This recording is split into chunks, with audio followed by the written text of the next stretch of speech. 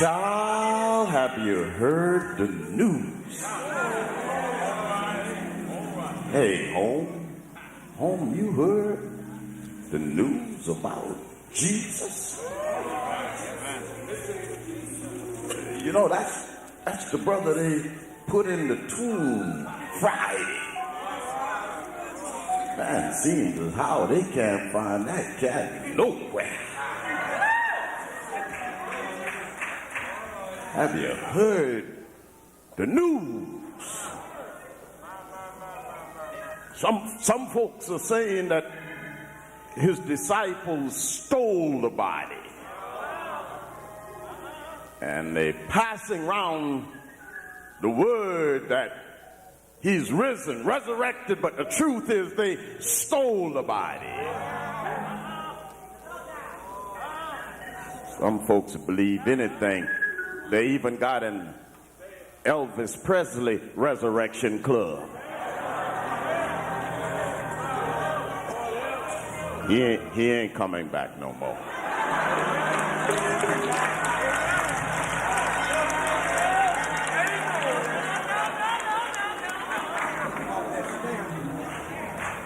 Some folks say Jesus wasn't really dead. He was just in a coma. And then he was resurrected and he's come back to life. But, you know, I don't believe that. Because when he healed me, I remember him saying they're gonna kill me. The status quo doesn't like all this healing and empowering poor folks. Oh. See, if y'all ever get yourself together, y'all gonna be a mighty force.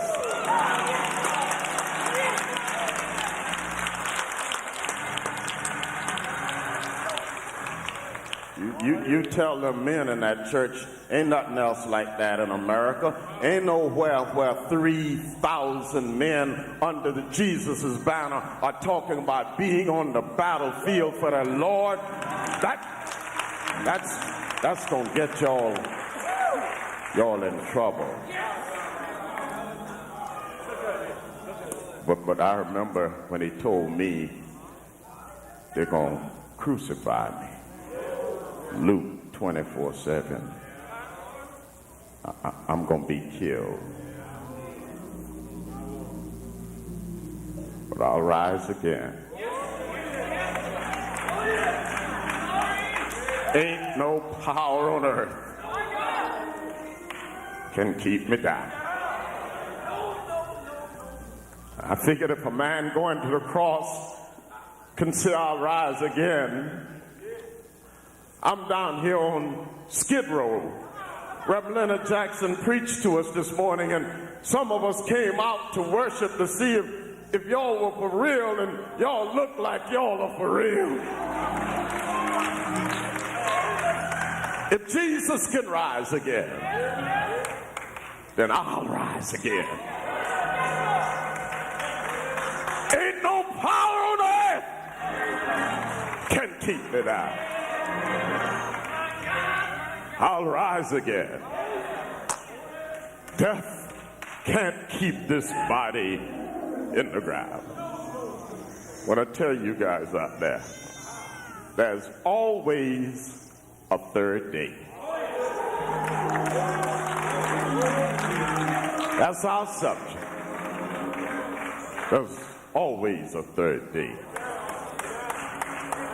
The whole town is talking about Jesus. Oh, I know last Sunday we stood and said that same thing. The whole town is talking about Jesus. Last Sunday was because he had raised a dead man, Lazarus, back up to life. And when he came in on that Sunday, you and I called Passover Sunday, or Palm Sunday, and the Jews that following Friday had their Passover season. The whole town was talking about somebody who could bring a dead man back to life. Now the whole town's talking about him again. They are saying the raiser is now the raised. The one who raised up Lazarus, now God raised him up. And that's the way it goes. If you give, God will give to you. In the process of healing, you are healed. In the process of sharing, you are laying up for yourself treasures with God. In the power of empowering, you are empowered when the raiser is raised. How'd you find out about this? Oh, I heard it through the grapevine. Remember that song? I heard it through the grapevine. The grapevine usually has bad news. It's about to make me lose my mind. Oh, yes, it is. They even made a commercial out of it. I heard it through the I heard it through the grapevine. Grapevine always got sour grapes. Could have been gossip. Them women who were at the tomb early this morning, they come back running through the streets telling folks that a dead man has come back to life again.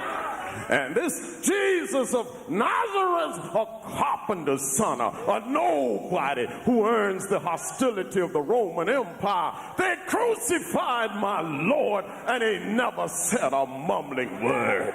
They laid him in the tomb and he couldn't say a mumbling word. But early this morning, he broke the bars of death. And the women are telling everybody, I heard it through the grapevine. Could be gossip. Yes, it could be gossip. Could be gossip. Folks like to gossip. Anybody telling you they don't like gossip, they gossiping themselves. Because most gossip ain't nothing but lies. One earth-moving company makes large earth-moving equipment. Name one of its models, Model G. Model G. They ask them what that G stand for. That G stands for gossip. We call it Model G gossip because it moves a whole lot of dirt and it don't take it long to do it. They say Jesus is raised. It could be gossip. It could be gossip to say that, brother, you can be raised this morning. Could be gossip to say, sister, you can be raised this morning. You can be better than you are. You can be swinging on a star. It could be gossip.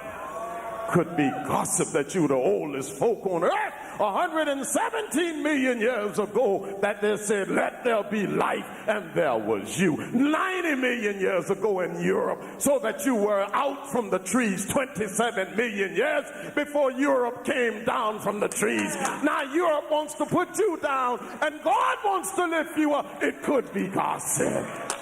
Could be gossip. Gossip usually is bad news.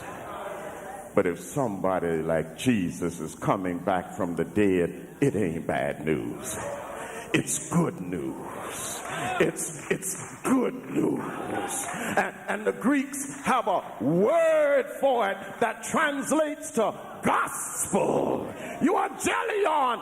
Good news, gospel. I once was lost, but now I'm found. Was blind, but now I see. Was dead, but now I'm alive. Good news. Good news. Of course, what's good news for some people is automatically bad news for others. Like some of you sisters will sit here as the people file out, and you'll see the women, and ain't nobody judges women like women judge women. And Lord help that woman who ain't nothing wrong with her. Women gonna find something wrong. They have to eat her up. Look at them toes and they can't even see her toes. I bet you them fingernails ain't hers. Bad news. good news about A is bad news for B, and bad news for B is good news for A. It's good news for you and me that Jesus suffered, bled, and died. And that out of that suffering, bleeding, and dying, you and I don't have to die. I can be born again. I can live again. And then God reaches down with the coup d'etat, and God raises up Jesus from the dead. I'll rise again. Oh, that was good news to everybody but Pilate and his crowd. Pilate is lopping off heads right and left. I've seen Pilate mad before, and you know he's a kind of wishy-washy person, and people like that can't make up their mind, but when they do make up their mind, they clamp their teeth like a weak man who's got to be extra strong to prove he ain't weak. Now Pilate knows he's in trouble. Pilate called the captain of the guard before him, and Pilate said, I thought I told you all to make certain that they didn't steal that body. Starts a mess here talking about that crucified Jew is raised from the dead. I'll have trouble on my hand, and they'll start rabble rousing and rebelling against Rome. Then Rome will come in here and remove me. I thought I told you all not to let that body be stolen. Governor, that body wasn't stolen.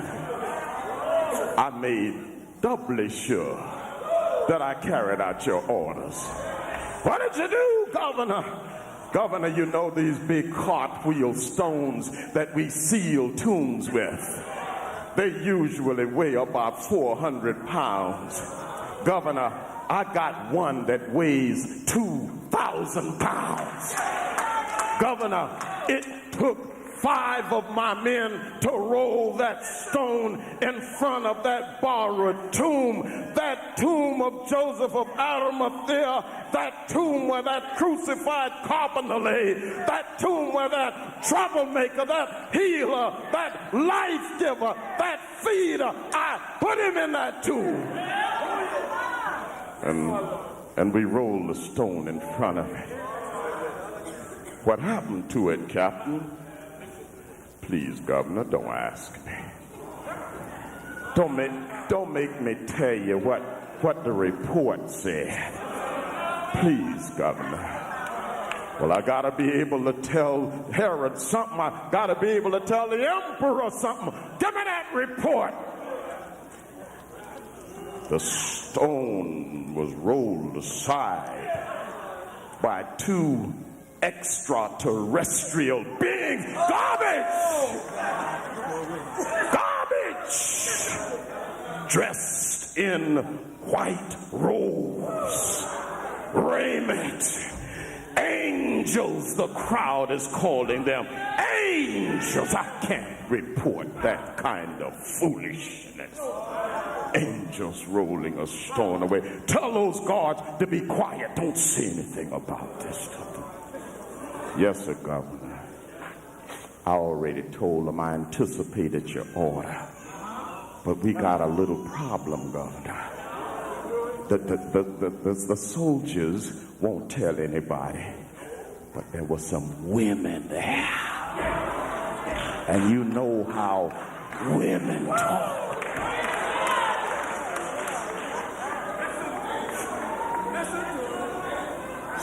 Excuse me, Governor, I don't mean to be a sexist or a chauvinist, but the women do talk. And they've been getting ready to tell it. What women? What women? Well, that was Mary of Magdala. That whore? Yes, sir, the same Mary.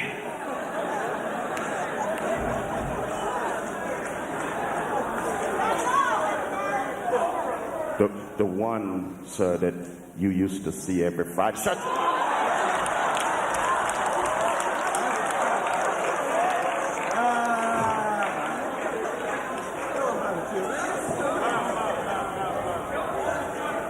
By the way, Captain, whatever happened to her? Jesus happened to her. You don't know her anymore. Her skin is clear. Her eyes have the purity of a newborn child of God. You won't know her anymore. And everywhere Jesus goes, she follows behind him. She kind of walks behind him and says, this is the man that changed my life. And she tells the sisters on the streets that this is the man. Who else was there? Another Mary, the mother of James. And oh yeah, I know her. She's married to one of the chief priests, isn't she? Yes. She's married. Okay, I tell you what, now you got to get them women quiet. You tell Mary Magdalene that if she don't shut her mouth, I'm going to send her up the river. Because I got enough on her to put her away forever. No, I know I can't witness because I've been there, but I can get somebody to witness. And you tell that other Mary whose husband is in the high body that I'm going to see that he don't get his position next year if she don't hush her mouth. Governor, that's brilliant. Just for one problem, though, Governor. We got a little problem. It's too late. They done already told everybody.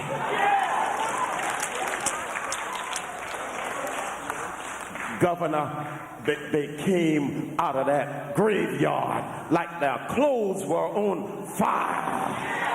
The sun was peeking up over the horizon, and they started running, these 5 or 6 women, and they first went to a house of a person they knew, a woman who had had cancer.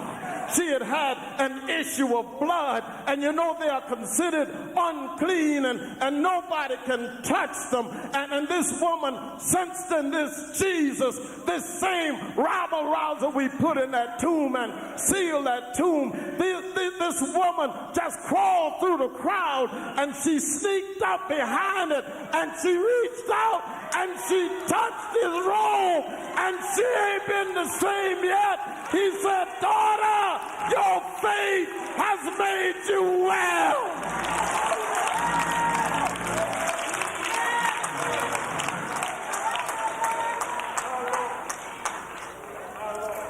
They told her, and she's head of her neighborhood club.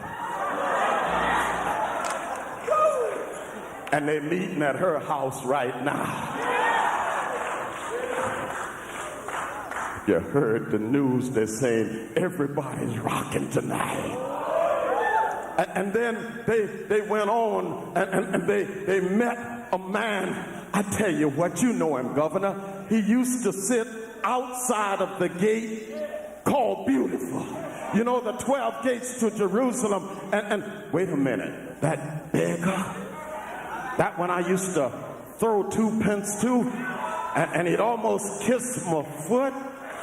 And he was a professional beggar, belonged to the Professional Beggars Guild. Yeah, I know him. Well, what happened to him? This Jesus healed him. He healed him. Lord, he healed him through this Peter and all. And now he's going around telling the news because they told him. And then as the women were coming further into town, oh, Lord, I hate to tell it, Lord.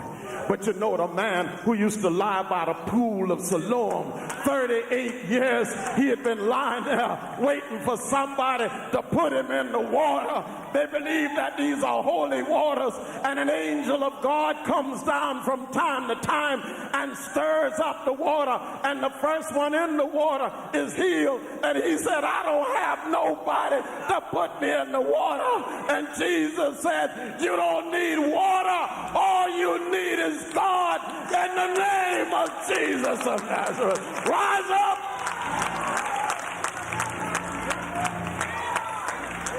And that crippled man rose up. You know how we met him, Governor?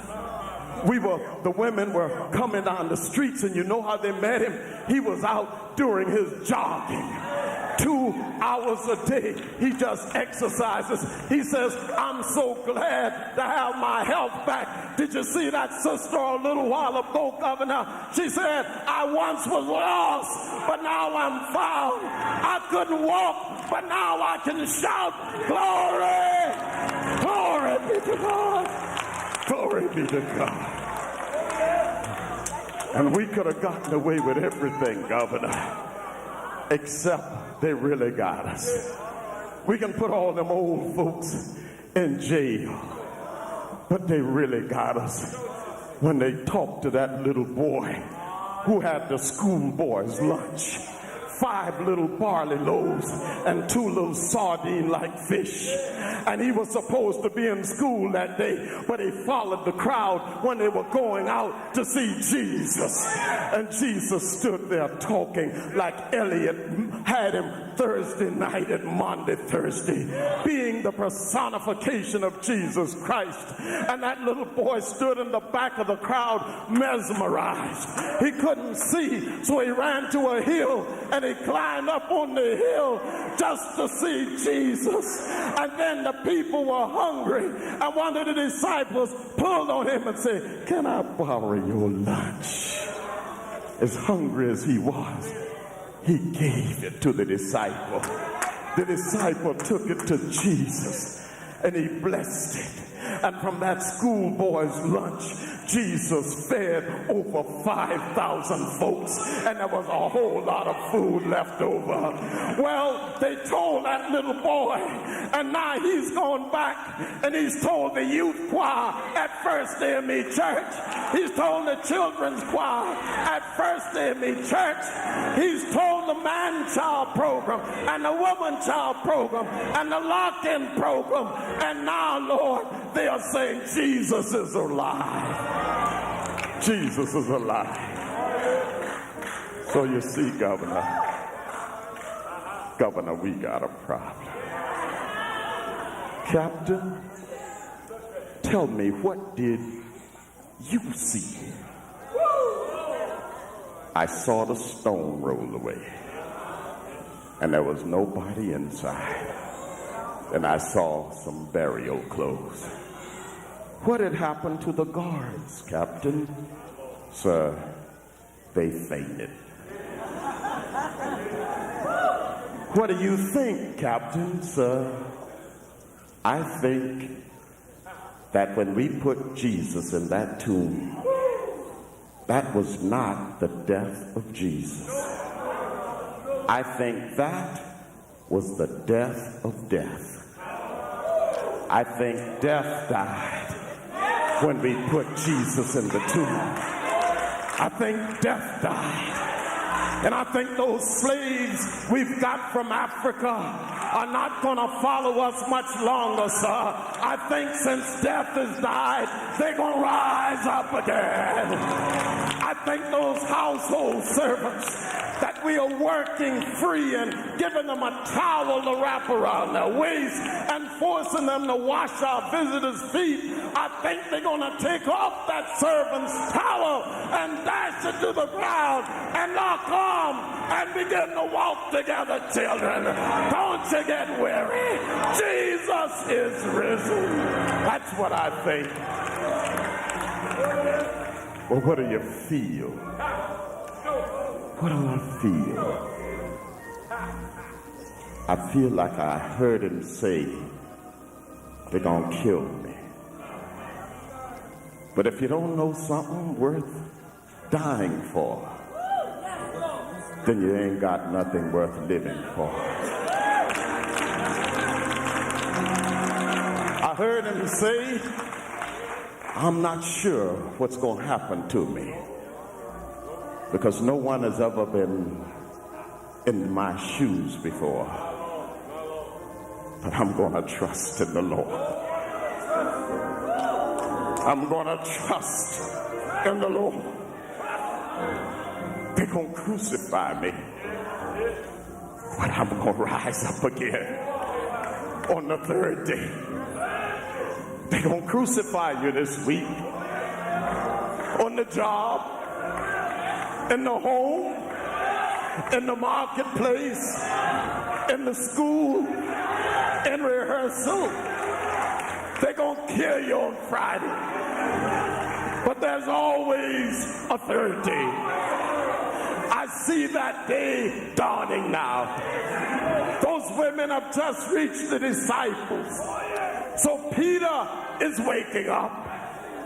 Paul is cranking up. Thomas is wising up. Matthew, Mark, Luke, and John are riding up. The poor are looking up. The blind are lifting up. And I want to tell you, Governor, I'm giving up. I herewith tender my reservation in the army of Rome. I am now a soldier in the army of God. I believe Jesus is risen. Jesus is risen. Praise God, from whom all blessings flow. Jesus is risen. Thank you, Jesus. Thank you, Jesus. Thank you, Jesus. Amen. Amen.